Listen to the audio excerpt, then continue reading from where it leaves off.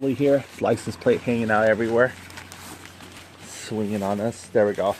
This is the bar I was telling you about. We're not going to put in the front bar. For one thing is, if you do put in the front bar, you'll have to maybe cut a little bit more on top perhaps, and I think the flat plastic is going to go over sort of flush against here. This is where the black plastic is going to be mounted to, so we probably don't want to have that interfere. Here, I'll just give an example here. I'll show you what I mean. I put this all here, all the little careful plastics. It's a little cushion bag. You can see here it's going to be mounted like this again.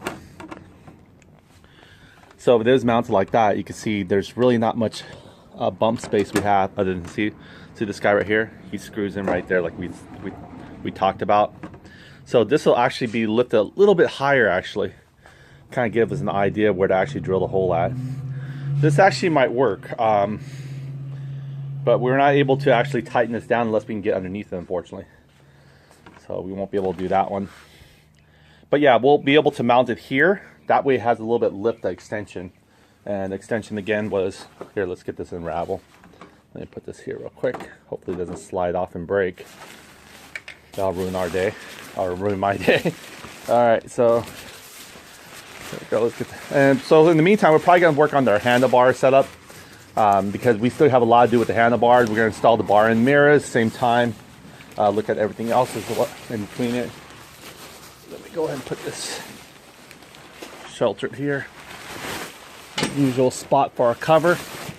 Helps protect all the debris and dust. Okay, so we're going to take a caliper real quick. And I'm going to measure. And I did try one of these here. Let me see if I have one open. Probably have it open in here.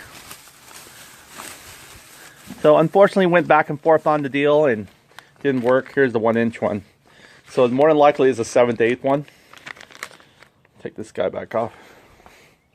Looks pretty cool, huh, when it's covered. We're gonna have to drill 2 holes. We didn't want to go lower, or else it would hit the Xenon red reflector area here, tail light. We rather hit this one because there's actually only one thin plastic and it might be easier to cut. Hopefully it's easy as cut as those ones, but those are flexible, so they're not gonna break. Gotta be really careful when you're making holes on these. I was told APM Tony recommended maybe do reverse on the saw, or you can even take a bigger drill bit and try to do it properly. But we bought the right saw for it. Well, we were thinking it's the right saw size. This will fit right into the rubber garment that we have also set up for it. So here we go. These are the rubber garments. These are the rubber garments right here. You can see that they have a little slit there, and we just want to be able to drill just a little bit bigger than the first inner diameter, but not exceeding the outer diameter because it needs something to hook back onto the plastic. So this hole right here will hopefully drill just a perfect portion there for us. In fact, we'll check it out right now and see if it does. We'll splice it open. But in the meantime, let's go ahead and take a measurement of this. I realize that the fractional dimensions, if it's 0.875 inch, the fractional is 7/8. So you can see here, I'm going millimeters. Let me go back to inches here. Zero it out. Oh, sorry. Zero it out. You can see here, this is a small bar. The small bar is 0.669, so I don't know what the fraction is on that one. That one could have been 5/8 right there. But this guy here, I'm going to go and try to do any way I can here. Okay, so I got him in there. I'm going to pull him out slowly. See where he's at. Wait. You can see there. Oh, it's perfect. 875. If 875 fractional is actually the same size as our handlebar, which I'll show you here. This is the handlebar. Here's the clean one. Okay, so we're going to put that guy in here. See, our handlebar is actually a little bit bigger because of coat, but it's actually about the same. It's like 8.80, so it might be off a little bit because of coating and stuff like that. 8.70 now, so it's fluctuating. 8.71. So it's actually the same size as our 7/8 fraction is 7/8 handlebar. So these were it. I didn't realize that, or else I could have got the right size off the bat, and I didn't think about converting it to fractions. The 0.875, I could have got the, knowing it was not anywhere near 3/8, nor was it near 1/2, or was it the other one that we tried, which was 5/8, and is definitely no bigger than 1 inch because it wasn't a full 1 on their digital scale. But let's go and I'll show you here. I tried it to actually clamp it down, You can see how loose it is. So I ordered what's called, it's a pretty brand name. It's high end. I think it's made in Korea. It says like made in Kor, K-O-R. I assume it's short for Korea. It's a little bit pricey. They're normally selling for on Amazon or anywhere for about $26.99. Just a little piece. I think they call it a P clamp. I can't remember. It sounds like it's like Korayaki. Almost sounds like some kind of, you know, cheap aftermarket name or some sort of weird. But I guess people are familiar with it. If they have Harley Davidson stuff, they're familiar with that one because they make them for like 7/8 to 1 inch. They have a one size go. They call it a P clamp because it comes just like this one, but it's more heavier duty. And they have in chrome and black. I didn't want the black one, but unfortunately they didn't have black finish in that size, 7/8 to 1 inch. They had the black one in, I believe, 1 3/4 inch into maybe close to 1.5 inch in upper. They had like the black one, but that's okay. I mean, no one's gonna really see it. I think the chrome might even match with the rest of our aluminum anyway. But it's kind of nice though. So I got 2 of those ordered. They both of them ordered together, 27 bucks times 2. You're looking almost close to $53. But I was able to bid smartly on eBay, and I was able to get someone who actually had it, and I got it to about both of them together. I paid $19.50 for one, and the other one I paid $14.15 or so. So I paid roughly under. So I saved about $17. That's what I could say from retail, and they're both brand new. So hopefully they'll come in. So in the meantime, I can't do anything right now with this one, nor can I mount anything on the rear end. But however, we can start working on the front end. But there you go. You guys saw how loose it was. This is the 1 inch one. I guess it might say it here too. Oh, it just puts it right there, 1 inch. So you forget which one you're holding. There it goes, little 1 and little dot there. Might just say it one side only. Okay, so let me go and slide this back in and try not to scrape my paint. We might be able to use the rubber on this guy maybe to add more reinforcement. But you can see how loose it is right here. Say 1 inch. Yeah, this is a 7/8 pretty much rear bar. So that'll be perfect. And the thing about that one is we can actually adjust it, have a little bit more flexibility. We're more than likely going to have to tune it in here and have the V shape come outward toward this guy here, because this guy's not going to move anywhere more. He's just going to be able to turn inward for us thanks to the flexibility of the joints here.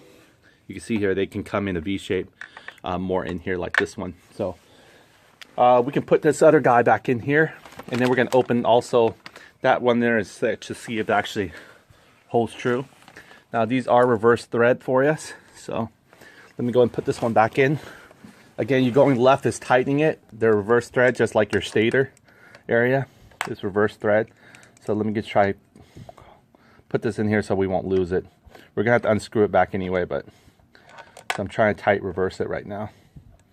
I think this one, I think over time I might have maybe kind of play with the thread too much. See, if I go righty-tighty, I don't think oh shit. All right, whatever. Okay, so righty-tighty bolted on, okay? So scratch my idea there. That was just weird. How come it's clockwise actually screws this on tight? If you guys were to tell me this, I wouldn't believe you, because I'm doing it right now. I'm thinking, didn't it reverse force to back everything in? Well, anyway, let's see what happens there. I don't think I changed the rhythm of it. This is clockwise, so it's righty-tighty. So let me see if this is righty-tighty too. Yeah, this is righty-tighty as well. What's going on here, folks? All right, so that's fine. I just want to keep these guys all sort of in here. I just don't want to scrap too much, so let me take off their head part. I can do that part. Take off the head. I know I want to keep these guys all attached, and maybe I should do that, really keep them attached. So, but I know it's going to put a little nick and knack here, even though they're aluminum. So, but the idea is to keep them together, right? So let's do that. We can just put like maybe a towel or something over it, or even put some paper on it. We're cautious. But I just don't want these guys to lose themselves. So let's go and attach these going back. Righty-tighty, huh? Yeah, righty-tighty's going in. Want to make sure. I want to keep their thread clean. Just actually, this one's different. So I guess on the other side is lefty-loosey. Huh? That's interesting. Lefty-loosey. So, I'm sorry, lefty-tighty on this one. So this head part is lefty-tighty. Oh, you can't even see it. Sorry. This one right here, I put him in. In order to get him in, I actually have to drive left. See that? He's going in more. Left is screwing him in deeper. What I'll do is I'll screw him in all the way just to shorten everything out. Okay, so it's screwed in. This one's gonna get screwing also. Gonna get all the thread in there, just to keep it protected. I don't want any threads get damaged. I know I'm pretty cautious of my stuff, but I like to be that way. That way I don't have to worry about, you know, other things that I can't have control over. All right, so anyway, okay, this is lefty tighty now. I shouldn't even use that acronym in the same sentence because I'm afraid I'm going to confuse myself in the future use. Okay, so anyway, let's go ahead and put a little cloth here, protect it from scrapping the back area. Yeah, there we go. There we go. See these guys there, and these are his bolts prior. These are the 3 Amigos. Fortunately, I don't have any tape on me, but you know what? Why keep them here? I just keep them here in my other pack here, which I've been keeping all these spare parts, and when I need them, I can go grab them. So let's go ahead and do that. We'll put his bushing also in here to prepare. We'll put it in here, I guess. We have room there. We have another room here. Whatever we can. Alright, so there we go. It's safely in there now. We don't have too many loose parts floating around near our bike. And I just want to make sure, keep this guy here. I put a little cloth here because there's no carpet in this underneath area. But we're going to be stepping back and forth, so I got to be careful. Because we're going to be working the handlebar section a little bit more. So we'll probably get started in that shortly. Looking forward to that deal. Or that spill. Alright, so there we go. Don't want to scrape my top either. So many things to watch out for. You know, you got hard aluminum coming back here. Alright, so that guy's out of the way. We won't probably step on him or cause any damage there. This guy here needs to put that orange towel back. What is he doing off the orange towel? And we definitely want to inspect him too, because we need to actually prepare to start tie strapping and see where the thrust is. So we might be actually maybe even get started doing the tie strap on this guy ready to go. But I'm just afraid so much because he's always hanging here. And unfortunately I can't put him on yet, or maybe I can. For a temporary hold, I guess. We could probably get him situated, put him on. But for right now, I need to cover the muffler so he doesn't scratch himself. But you can see here, it's such a strain on this guy here right now. But I don't mind hanging him right now. Maybe we can just hang him where he should be hanged. And then we can put actually all our tie straps. Why don't we do that? So I'm just going to go ahead and pre-hang this guy. Let me even see if I can fit the wires in here. Yeah, the idea is to get these wires where we want them to, and then we're going to start mounting them. So let me go and get these guys in here. I could do that, do like a, it's still a dry fit, but there we go. There we go, he's hung now. So we got him hung in there. Got one side anyway. Let's go and work on the other side real quick. And then what we can do is just tie strap this and prepare it to, you know, have this, you know, that way less looser parts floating around. There's nothing really holding them, so I don't know if I want to put a bolt yet, but I definitely want to, excuse me.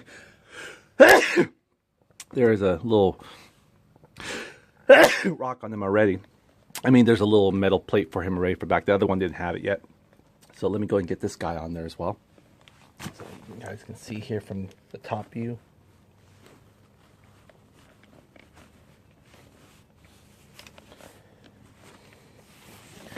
Just laying him low here, sort of. I get his legs all apart. Okay, so what I do is just get this guy in. See, this is what I forgot last time, so I want to make sure I don't forget this time. Come over him. I could have pushed him in afterwards, but I tried to do it all at once. Okay. See, now he's coming back out. Okay, I need to get this guy in. Or what I have to do maybe is get this guy in first. It's kind of tricky. It's like a catch-22 now. And I need to maybe pop this guy in first. There we go. Almost. Kind of pull him forward, sort of. Gotta be careful. There you go. Ooh. That was a little scary there. Okay, now this one right here, I need to flick him in. This guy right here, so I'll give him a good push in a second here. Push and then pull. I'm gonna try. There we go. Put him over. All right. So now it's kind of nicely hanging. You can see all the wires are nicely tucked away. Hopefully we're not crisscross either. I didn't really pay attention. Should have paid attention a little bit before I kind of wired it. We were just testing to make sure the wires are not crisscrossing each other. But as long as they're pulled forward here, we can always unravel them on the other end there. So I don't think that would be a really concern. You can see all the harnesses are met at their appropriate socket, and they all have nice slack. Okay, so let's go ahead and put this guy back down for a second. I can use him. And we're going to get ready to actually super glue our handlebar.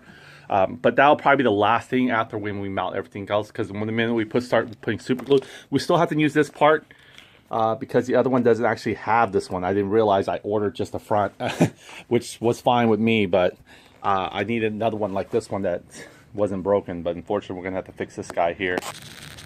So that will be a two-part. All right, so let's go ahead and take a look at what we're dealing with underneath. We'll make sure this is aligned as possible. Doesn't have to be perfect. We're not doing a thread bolt on this yet, or we probably will. Who knows? We probably will once we strap those bars in there, but we might have to take it off.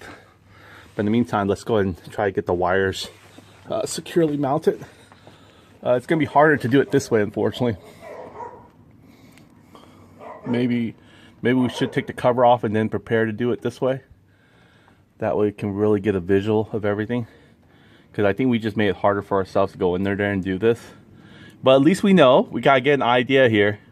See, with all those slacks still in there in the front, we can move this guy anywhere we want to. We can almost bring him level back the terminal block. We don't have to shift the terminal block forward to the rear anymore. Because he has enough slack now, he can lay back anywhere he wants to. So he can sit right here. What we'll do is we'll tie strap it and we'll try to get in between these guys. Like here, between their butts. I guess their butt connectors on the end here. What we kind of do is help support to shift it inward. So just in case any vibration, there's so much weight on these two wires being pulled left and right. We have a tie strap that's right split in the middle of them to help hold them. I know that these insulators do not rip easily split wise. So that's a good sign for us to shove it more like this with the tie strap to support it with the body frame. So that might be a possibility there we could do. However, if we do that, then we have to end up wrapping this wire backwards a little bit and sort of creating a little bit backward wire wrap. Because then if we really just want to strap the terminal, we have to ignore those wires, unfortunately. Let's see what we can do. Let's see what our options are. I mean, I'm sure there's a way we can maybe use multiple. We're probably going to use at least 3 tie straps or so, maybe even more, to also get the butt connectors here to make sure they stay shoved in, just in case, you know, these flat heads actually doesn't hold the terminal. The shoving part does. I know our ground block is pretty stiff and solid. These wires are, you know, they're pretty, what, 10 gauge? Well, it wasn't 10 gauge. It was even smaller, right? Yeah, they're probably 10 gauge wires, so they're stiff. They're like a coat hanger. They'll flex and they'll stay in position. And the little force like this will actually cause it to make a good contact short anyways, just by mechanical, mechanical stiffness. So that should be fine there. That's the only thing I'm concerned about. So yeah, we'll focus on that one, but at least we got this guy out of the way.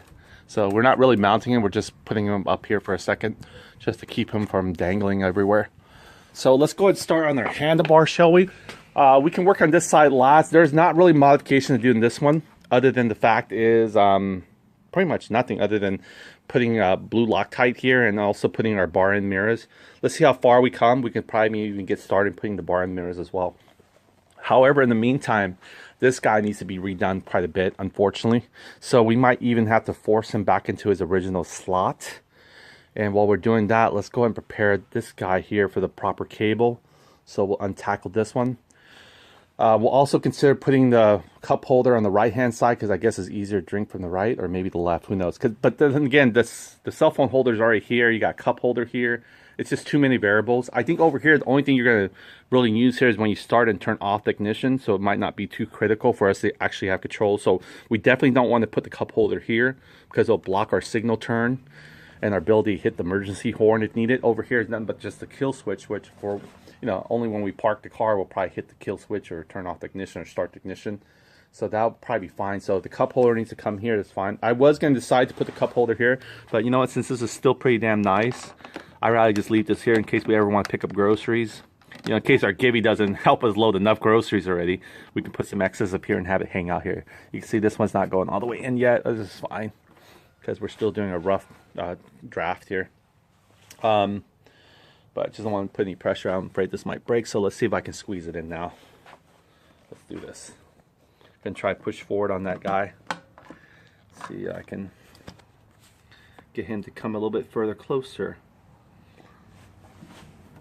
I'll do it one at a time. Whoa. There we go. I got him closer, but I almost dropped my camera in the process of showing it to you. There we go.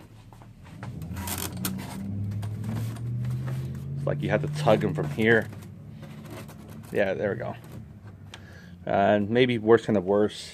Not even sure if it's even really needed. We might even put some silicone here or something before we join them together again.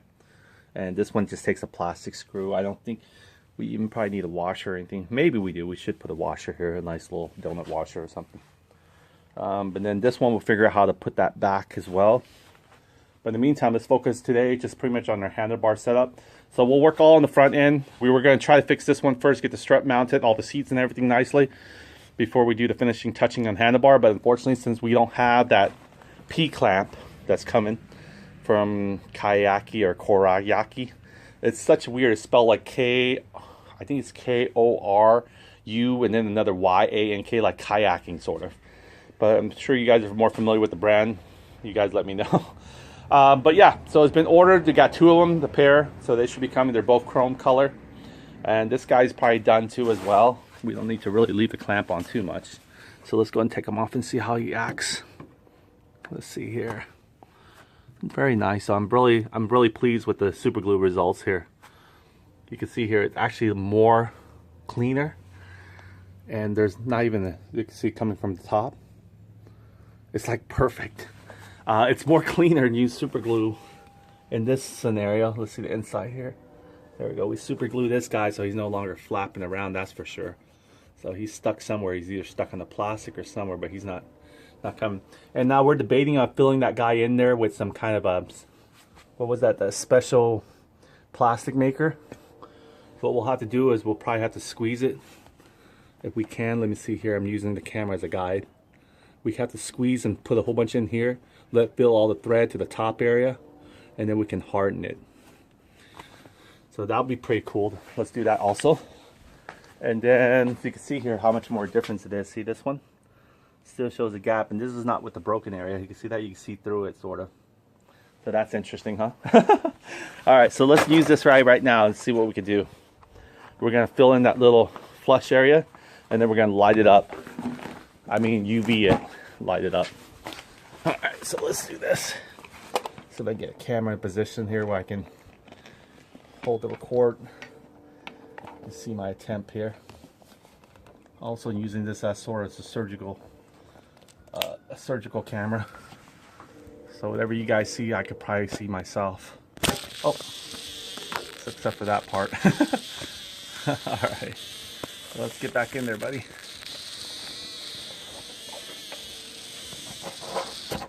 Oh man,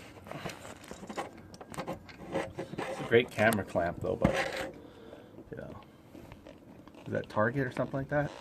It's like 20 bucks. Maybe they've gone up a little bit, but I think they're about 20 bucks or 19 bucks. They used to have a bigger one, but I mean, they used to have a smaller. Am I still in the view of that bolt that we're trying to hit? I think I might best come the other way. You know, like almost. Let's see if I can even put to the tires here. No, actually I can't because this guy is in the way. There we go. How about that one?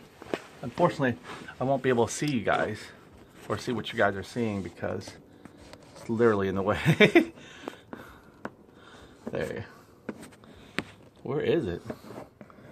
trying to find Mimo here. Alright, maybe go this way. How about this way? Sort of better. You guys can see my K&N, that's for sure.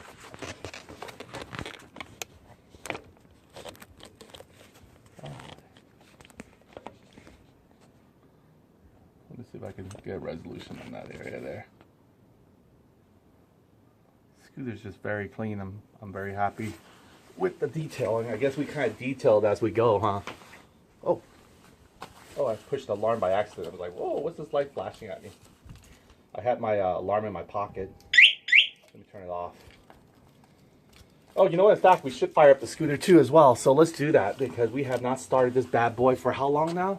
It's been almost, I want to say 3 days to be on the safe side. Let's go ahead and fire him up so he can charge the battery for just a little bit. I think we have enough fuel in there, but let me turn on the fuel to make sure. Now that we got that, I was just a little worried about the rubber piece. This guy's going to vibrate like crazy. So let me try hold him here. There we go. He's going to be fine.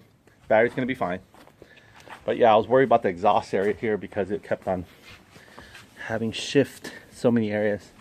Okay, so I think we got everything there we needed. Now I could pull this open right away, but let's try to start it. The temperature here is still pretty cold. Not that cold though. We're looking like maybe in the 70s. So it's not 78 or anything, not that warm, but still probably 69 or 70, okay?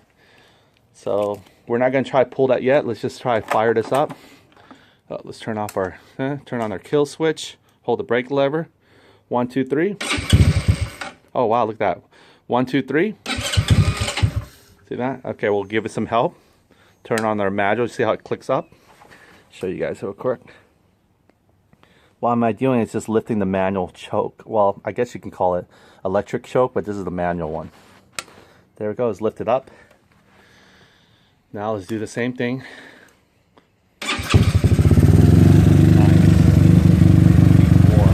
How's our fuel? Our fuel is okay. Our battery's right there. Oh, our battery's 13.5 right away off the bat. You can't see it, but let me try to get it down. You can see there's no more white smoke coming out of it. Let idle. The battery's riding really good. The variator's spinning. This guy's good. He's not going to engage until he hits about 1,000 RPM. It might not always be true to the engine RPM, but it's pretty close to it. But anyway, there we go. 13.8 volts, 13.9, 13.7. That's not bad. We can go ahead and, you're going to see a different sound, okay, when I take off the choke. But right now it's calming down on its own. Here we go. Choke's off. See how that quiet is? There we go. I'm going to raise the scooter a little bit.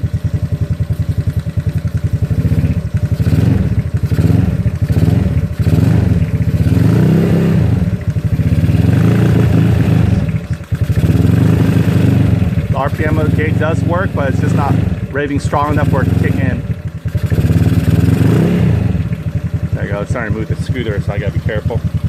All right, let's go make sure our high beam, our headlights are already on. Here's the high beam. There we go, that's high beam. That's constantly on. And then here's the flashing of the high beam. Okay, so everything's working there. Yeah, so you can see how quiet the sound is.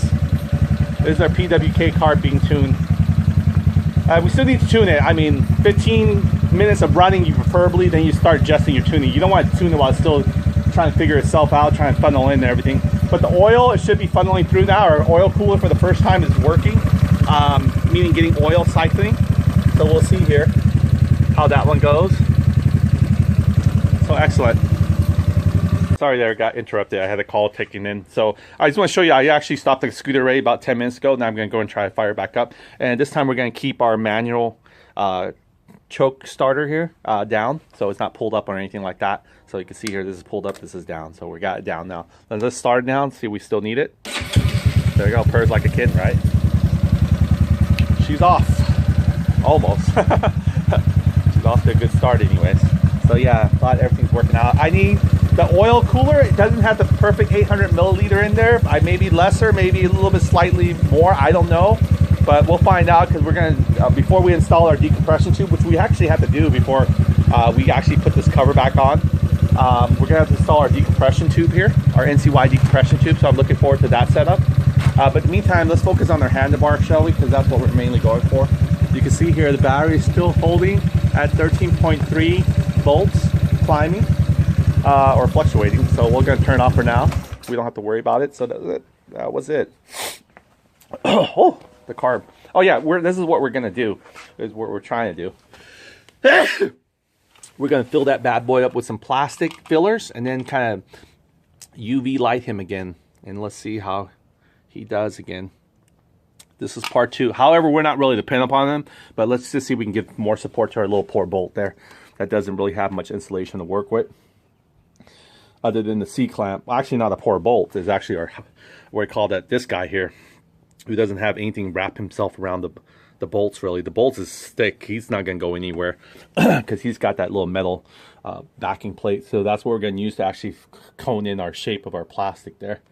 While I'm doing that, while you're doing that, I'm just trying to feel to make sure.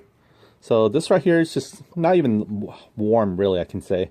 Scale of 1 to 10 in warmness, it's probably less than maybe 0.5. Our cover, it's not warm too. You don't want your engine running hot a lot or else because it's running too lean. So our engine is actually pretty damn good. Our starter motor, it's still actually pretty much, it's not warm at all. It's actually just like a little bit more on the cooler side. So it's kind of neat to know. And you can see our wires here are off. It's not touching the other end. So little details like this are going to help us prolong our engine better. In the meantime, I want to make sure that these guys are not being, you know, on the cement. So here we go. We're going to use the tip here to fill it in. Shouldn't be that big of a deal. I wish we got one for a super glue like this, huh? And then just put the magic wand over and tell, okay, you can adhesive it now. Other than just 10 seconds. So anyway, I'm going to just try to hold it. Hold it for you guys so you guys can see it. Or I can see it through you guys because I don't know even know where the heck is. Oh, it's over here. I'm way off. Okay, so I'm going to come in a position here where it's kind of vertical a little bit for you guys. So I'm going to use a, look at that, I can see exactly what I'm doing through this magnifying area here. Okay, so what we're going to do is we're going to put it in here, right? And then we're going to push that, I think it's in there. Let me make sure I don't want to start pushing and flooding it with a whole bunch of that liquid stuff and come to find out it's not even in there. It's so dark. Let me see if I can lighten. No, that's even darker. Okay, anyway. Pins. Let me see if I can lighten that area here real quick. There we go. Bam, bam. Alright, got it lightened up, but let me go get back the pin here. Alright, so there we go. We're going to start flooding this guy in here, his cavity, where wood had brace. There we go. I'm squeezing it. There's that gel. It's okay. It's not going to come to the other side because that bolt is definitely holding it from coming in. Or I think it's holding it. But I'm squeezing. I hope it doesn't go through the other side too quickly because that's not what we want. Oh, there we go. It's almost like it's sipping out. Alright, so that one's sipping out. Let me go and... What's this? Okay, let me go and fill the other side, see if it actually came all the way out here yet. No, it's still pretty damn dry. So what I'm going to do is go from the other side as well. Try to even up the score here. I think I'm in. I can't really tell, and you can't tell either. I can't tell either. But I don't want to just squeeze, just to squeeze, you know? I want to squeeze to know that it's actually in. It's like doing surgery and you're not knowing where the heck you're going. There you go. The camera kind of helped a little bit. So let's go ahead. Let's go ahead and see if I can.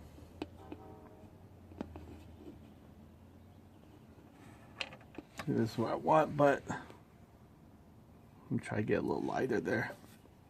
Okay, so we're coming in, so you can see, let's see how much squeeze is coming out of this thing as we squeeze. Not much at all, actually. Oops. Let's see. Oh, there we go. I got you. I got you. All right, so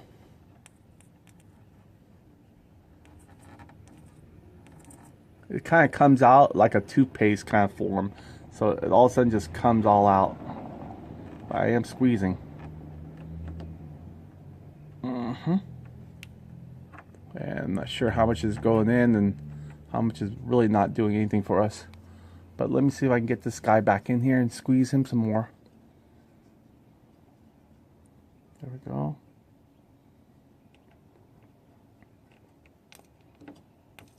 Now if I squeeze it, pulling it out, I'm extracting it.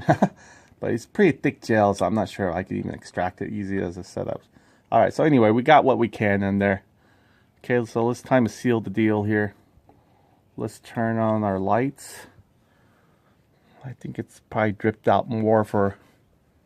Let me see if I can scrape it off onto this guy here. There we go.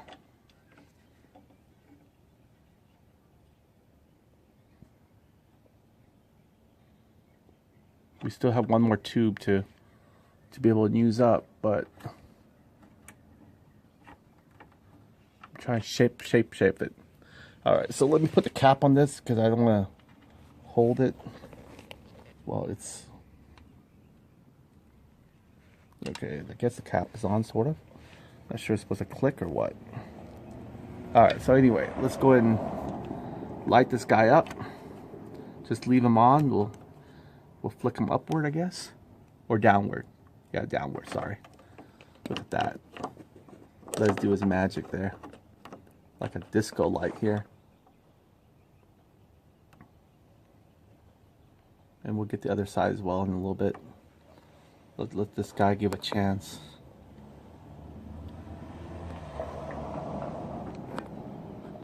Hopefully I think he might actually shine through the other side too and harden the other side as well, which is perfect for us either way. If not, we're still going to carry this light over to the other side just to make sure it's got enough here. I think the longer you put it, maybe the harder it is, because it was actually kind of rubbery. It didn't actually stay hard. It had sort of, there we go, look, you can see through the other side real quick here. So there is a lot of space here we could have filled up. So I guess that this will definitely work. It has almost plastic welding. Is that crazy? Now this light UV is harmless. It's not going to really hurt us or burn our skin or anything. It's probably not even light to the touch, to be honest with you. But whatever reason it does something weird to the plastic chemical. It hardens it. So I'm not sure you're supposed to have a direct light to it, but anyway, it's in the same vicinity, so I assume it's going to light up. It's going to get hard. So anyway, that's done. We'll just leave it alone. We did what we can on that one. Here, I'll put it one more time to see, so you guys can see it. So there we go. It doesn't even see, like, maybe it's so freaking clear I don't even put enough gel in there, maybe. No, there's a little glop of gel. You can see it. It's forming up a little glass looking. There we go. See that? I guess it's sort of working, huh? And then we got this guy here who's already super glued on here, trying to help hold it. So we got a whole bunch of jerry rig sort of, but still a damn pretty clean jerry rig, more clean than the other one.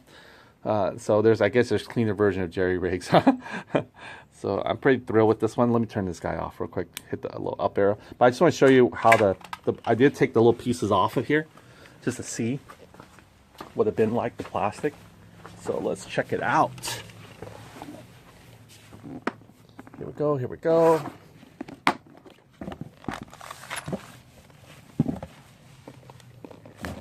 Let's see here. These are little pieces of scraps. I still have not found my razor blade yet. I have the plastic one, but I have not found the razor blade cutter, which I'm hoping to find soon. But let me show you here. This is the coal solder. This is what coal solder looks like. Well, coal solder is not what we want when we solder something. It just glops off. See, there's a coal solder right here. I don't know why I kept it though. It's not like it's very significant. You can get this from solder droppings, but but I just want to show you that little plastic. Let's see if I saved it so I can show it to you later. We can glue this chip area here. Oh, look at this one. This is actually what also broke off somewhere too. And I think we also have to install a few more little parts here, I believe. Not to worry about these guys too much. This is where the front cover is to attach to the seat. It's going to be somewhere right here. Little neck here, a little collar neck for this guy right here. This is for the battery, which is fine once we actually, permanently put the battery in there. There's a little collar brace. This scooter has a little bit of every kind dressed up here.